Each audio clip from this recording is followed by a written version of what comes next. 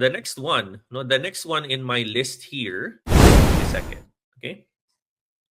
The next one in my list here is going to be Caroline Pham, which is the CFTC, the new CFTC chair. Okay? The new CFTC chair, mga kamiranda. Caroline Pham is the new CFTC chair and he is a pro-regulatory clarity. No?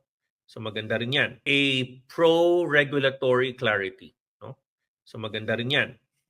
So kumbaga, tingnan natin ito on a long-term view. Let's look at it on a long-term view and let's look at it from a perspective of investor. No, short term we don't see much of an effect right now, but in a long-term view, when you have the regulatory supporters, no. So ako with this in place, hindi man tayo pinansin on the inauguration, it doesn't mean that they're not supportive. As a matter of fact, as I've said, they bought 47 million Bitcoin, 40 wrapped Bitcoin, $47 million worth of Ethereum. They bought so many things. No?